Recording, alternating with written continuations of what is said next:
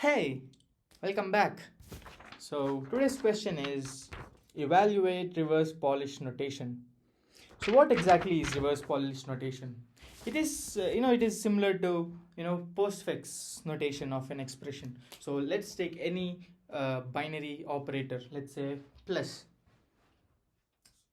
So generally how we write is we keep the operator in between the operands, but in reverse Polish notation you write the operands first and then you write the operator. Yeah, weird way to write it, but yeah, there is this programming language called as Lisp.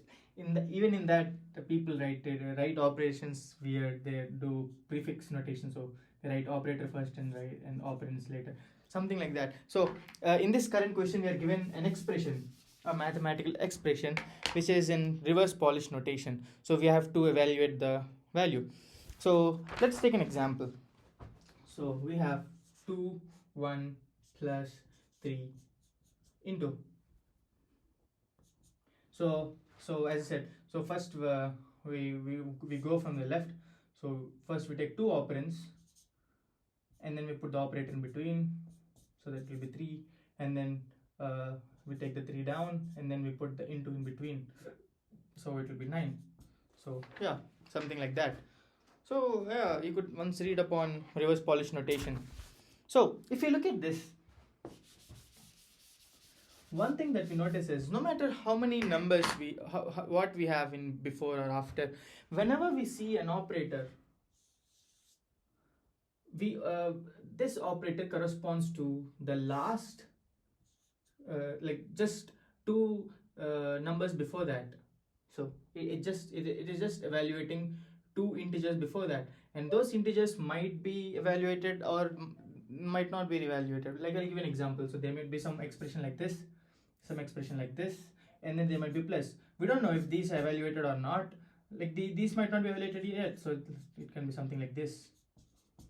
So once after all evaluation, by the time it comes to the operator, we just take the last two operands and just we do the operation. It's similar to that. So we need the last two, that is the last two elements that were in the expression, and this is like last in first out. Like yeah, the last element that to go in will be the first element to come out when an operator comes in. So this is like textbook example of a stack. So we can use a stack, okay, and whenever there are numbers, we can just keep popping, we can just pushing the numbers in, and whenever we have an operator, we can just like pop out the last two elements popped in and do our business. And yeah, and after doing the business we'll just like pop it back. So after doing the business we'll just push it back, so something like that. So let's get to the code. This is supposed to be like a textbook example of stack. Let's see how we do it. Back to the code. So we need a stack. So in Python I use deque for stack. So from collections import deque, and now it's simple. So first, so the thing is, if it's an operator, we take the last two operands and do the operation. Else we push this into the stack so that this can be re-evaluated later with some other operand. Fine. So for token in tokens, so the one thing we have to remember is we can have negative numbers. So so there is one function in Python called as isNumeric, but this function will only work with numbers. It won't work with minus negative numbers. So I'll just remove the negatives before the numbers before doing this check. So for that I'll use lstrip, which will strip all the minuses before the string. Not just minuses, it's the string that you provide. So if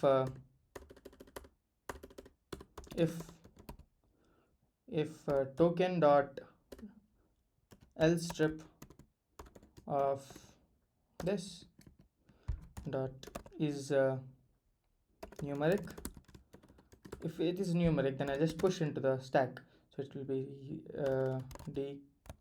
I didn't even take a stack s is equals to dq brackets s dot append token. Else I'll take the last two elements that were pushed in the stack, so it will be s dot pop comma s dot pop. I'm doing it twice, but the thing is, if you see, like when elements go in the stack and then we pop them off, they come in reverse direction. So so it's not actually a b, it will be b comma a. Okay, now the thing is, the operator that we've got is in, like, it's in format of a string. So how do you convert this string into normal operation? So for that we have this thing called as eval. So I'll show what eval is. Let me just return some normal value so that we can do debugging here. So print eval of 2 plus 3. So if I do like that, so what eval does is it takes the expression in string and then it does that. Oh, what is this? Okay, just comment this out.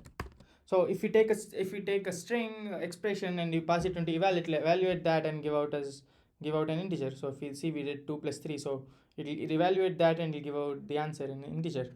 So we can use that. It'll come pretty handy here. So we have to, so the value evaluated will be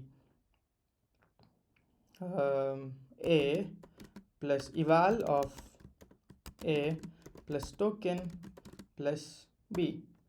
So this is going to be an integer, so I'll convert this into string because we are dealing with all strings here.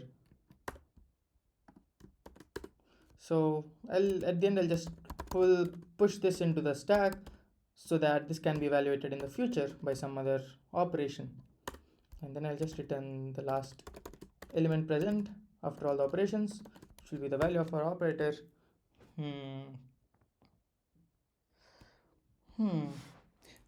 Okay, so we're getting 6.6. Okay, so when division is there, we have to make it an integer. Oh, okay, so I'll just make this down to an integer. Let's see. Oh, okay, it's working. Try submitting it. Yeah, so that's it. So today's question is, like, algorithmically it's not very hard, but like implementing it is like, oh, I don't know, a little bit irritating, I might say. Yeah, so that's it. See you back with tomorrow's question. Bye bye.